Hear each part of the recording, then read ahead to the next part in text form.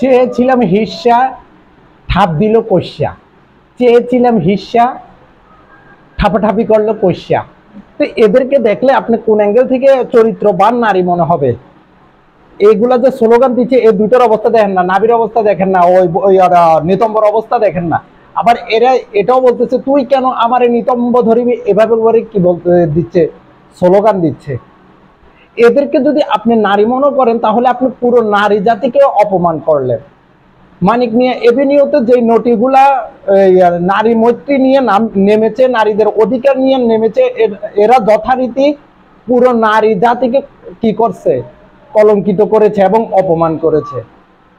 এরা যে সম অধিকারের কথা বলতে চাচ্ছে, ধরেন এই সম অধিকার আমরা ওদেরকে দিয়ে দিলাম।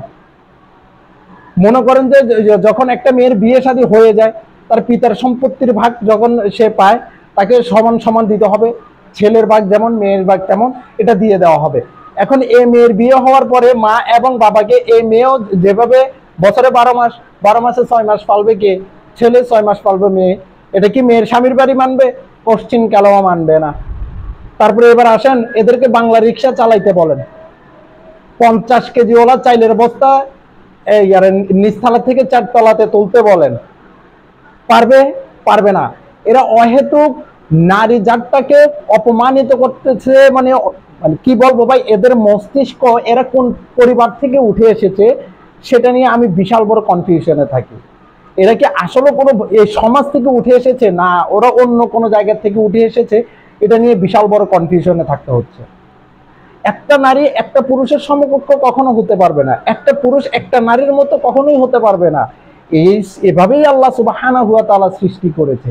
একটা নারীর জন্য একটা পুরুষকে সৃষ্টি করেছে, একটা পুরুষকে একটা নারীর জন্য সৃষ্টি করেছে।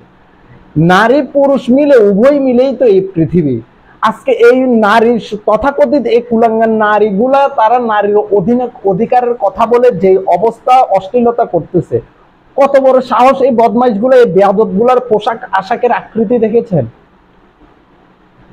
এদের পিছনে ডক্টর ইউনূসের বিশাল বড় একটা অবদান আছে। এরা এভাবে সাহস করে রাস্তায় নামার পিছনে কারণ তো অবশ্যই আছে। ডক্টর ইউনূসকে বিশ্বাস করা যাচ্ছে না। আপনি ইন্টারিমকে বিশ্বাস করতে পারবেন না। ইন্টারিম যে পিছনের রাস্তাকে সাপোর্ট করতেছে, এটা আর বলার কি ভাষা রাখে না। নারীতে নারীতে বিয়ে, পুরুষে পুরুষে বিয়ে, যে এই ইন্টারিমের মোহাম্মদ ইউনূস যে সাপোর্ট করতেছে, এটাকে আর অবিশ্বাস করার কোনো কারণ নাই। নারী অধিকার কমিশন নিয়ে এখন অব্দি ডক্টর মোহাম্মদ ইউনূস একটা তুশব্দ পর্যন্ত করে না। হেফাজত ইসলাম এত বড় মহাসমাবেশের থেকেও হুঁশিয়ারি দেওয়ার পরেও কত বড় সাহস এই তথাকথিত এই নারী নামের কলঙ্কগুলো রাস্তায় নেমে অশ্লীলভাবে স্লোগান পর্যন্ত দিয়েছে এই 95% মুসলমানদের দেশে। আজকে দেখেন আপনি, বরাবরের মতো ভিন্ন ধর্মাবলম্বী যে মা বোনেরা আছে, এরাও এই ধরনের কুৎসিত তথাকথিত নারীগুলাকে ঘৃণা ভরে প্রত্যাখ্যান করেছে। কিন্তু এখন অব্দি আমাদের কোনো কি হুঁশ জ্ঞান ফিরতেছে না। এরা কি করতে চাচ্ছে এটা কিন্তু আমাদের ভালো করে মাথায় ঢুকে গেছে। তো কাজে অশ্লীলতার বিরুদ্ধে সবসময় অবস্থান, উচ্চ কণ্ঠে আওয়াজ তুলুন, আওয়াজ তুলে বলুন যে এরা হচ্ছে নারী নামের কলঙ্ক। এরা পুরো নারী জাতিকে কলঙ্কিত করতেছে, পুরো নারী জাতিকে অপমান করতেছে।